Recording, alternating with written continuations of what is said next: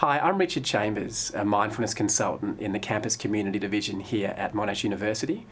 And here's a short video on using mindfulness to help you deal with presentation anxiety. Do you get anxious presenting? If so, you're not alone. There's one famous study that found that people consistently rate presenting in public as their number one fear, more than death. And Jerry Seinfeld said, according to most studies, people's number one fear is public speaking. Number two is death. Death is number two. Does that seem right? That means to the average person, if you have to go to a funeral, you're better off in the casket than doing the eulogy.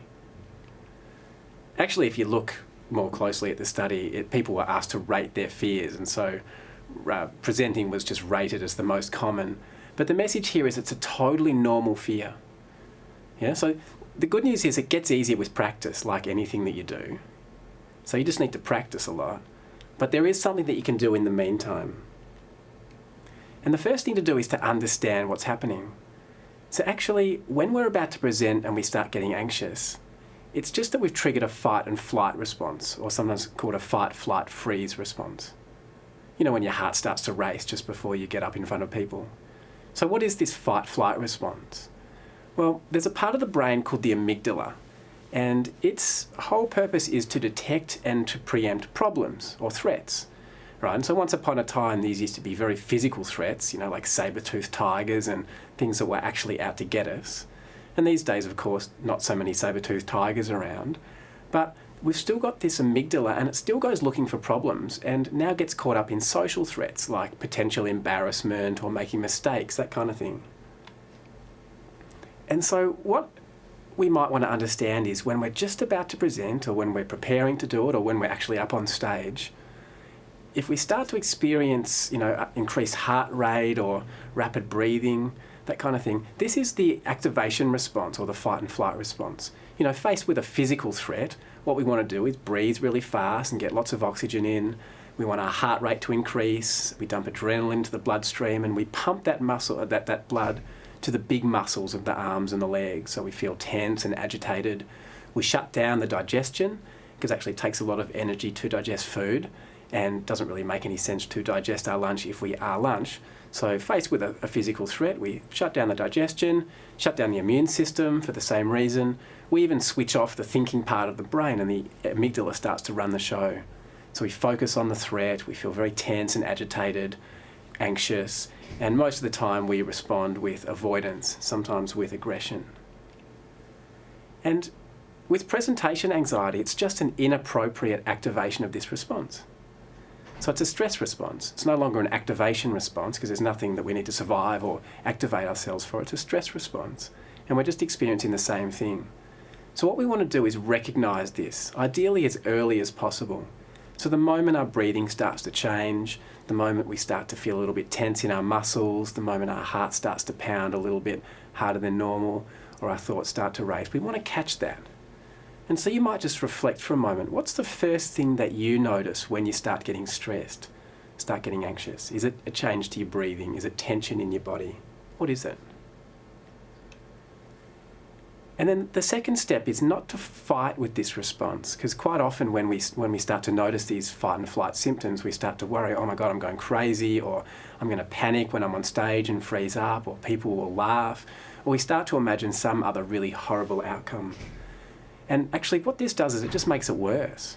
The symptoms themselves then become the problem. So we're already worried about presenting, then we start to worry about the fact that our muscles are tense and our heart's beating, and we get into this vicious circle which leads to more amygdala activation. And this actually just makes things a whole lot worse for us. So what we want to do instead are two things. First of all, we want to notice and then just accept that these fight and flight symptoms or responses are happening in the body. They're just happening.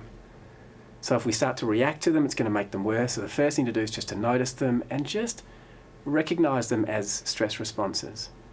Then we want to disconnect our attention from whatever is making us stressed in the first place.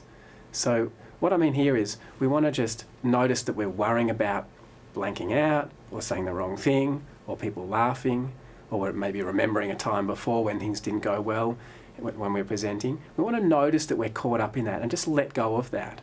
and instead focus our attention back on the present moment. And of course, what's happening in this moment right now is happening in the senses. So if you just feel your feet on the floor, the chair underneath you or the floor underneath you, if you notice any tension in the body and just start to let that go, if you just bring your awareness to your breathing and perhaps just slow it down a little bit, or even just rest the attention on the breath as a way of anchoring yourself in the present moment, or perhaps just noticing what you can see and hear. As you do all of these things, notice how that brings your attention into the present moment. Then if it wanders off again, you can just notice and bring the attention back. And so we just start to bring it back over and over again to what's actually happening in the present moment here. And of course, when we do that, it disconnects the stress response because we're no longer worrying about stuff. What this does is it actually re-engages a part of the brain called the prefrontal cortex, which is the part just behind the forehead. And this is very important because when the prefrontal cortex is activated, even if the amygdala in the emotional brain is active, we don't get completely lost in that emotion. And so this grounding that we've been exploring just now, this is sometimes called mindfulness. So just bringing the attention to the present moment and bringing it back over and over again when it invariably wanders off again. It can also help to name our experience. You might say, this is anxiety. Or you might say, I'm worrying about messing up. I'm worrying about people laughing at me, just to acknowledge that. You might even reassure yourself, practice some self-compassion. You might just say, I'm okay, things are going to be okay. Just reassure yourself. Or what you could bring your attention to is the content of your talk. So maybe once you've focused on the breath for a moment and felt your feet on the floor, you might just think about what you're going to say. Start to plan what you're going to say in a moment. And a hot tip for presenting is know your first point by heart so that you can just immediately start to talk, because often just getting started is the hardest part. So once you know your first point, you get up there, you can just start to talk. You'll probably find it becomes easier. If you get anxious during the talk, it's really just the same thing. You might just recognize that. You might take a moment to pause. You know, often people start talking faster and then get even more anxious and more lost. But the best thing to do is just hit the pause button. Take a couple of breaths. Just let go of any tension that you notice in the body. And remember, don't react to any fight and flight symptoms that you notice. Just let them be there. Notice them, acknowledge them as best you can. Just let them be there. And then when you're ready, just start again. Just read the point on the slide and just start talking again. You could even ask the audience where you're up to. Just remember, they're rooting for you. You know, they know that presenting is nerve-wracking, so don't feel so alone up there. It's also important to prepare yourself properly. So rehearse your talk, get in front of a mirror or ideally other people and actually practice. Go through it a few times so that you know the content. And also when you're rehearsing, notice the fight and flight symptoms if they happen. And again, just pause, breathe, relax. And remember, this just takes the edge off. It doesn't mean that you're going to fully relax and stop feeling tense. That might just be a part of the experience, but at least it's not getting worse. And then whenever you're ready, just start again. Some other tips are to avoid excess caffeine prior to the talk, because it might sharpen your attention a little bit, but it stimulates your adrenals and actually makes it more likely that you'll feel tense and stressed and anxious, increases the fight and flight response, which then clouds your thinking. Don't eat too much sugar for the same reasons. Getting plenty of sleep is a really good idea because it keeps the prefrontal cortex, which is involved in attention and memory and that kind of stuff, in really good working order. Having really good slides is important. Actually minimizing the text so that you don't get lost looking up at a screen full of text if you're using PowerPoint and just not knowing where you are. Keep it minimal. It's easy to find, if you get lost, and it makes it less boring for the audience too.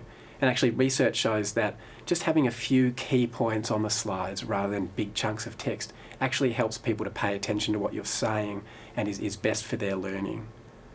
And of course, practice lots. Take every opportunity to practice public speaking, especially the easy ones. If you're asked to just give a presentation in front of the class, just get up and do it. And remember, everything gets easier with practice. And very importantly, don't worry or catastrophize prior to your presentation, right? Even in the days beforehand, if you find yourself doing that, just notice it and just use some of the strategies from this video to let go of those worries, let go of those anxious thoughts. So hopefully this video has been helpful for you, and use some of these strategies and tips to improve your experience of presenting, because speaking in public is a big part of university life, and it's a very important skill. So if you can make it easy for yourself and actually in time come to enjoy it, that'll be a great thing.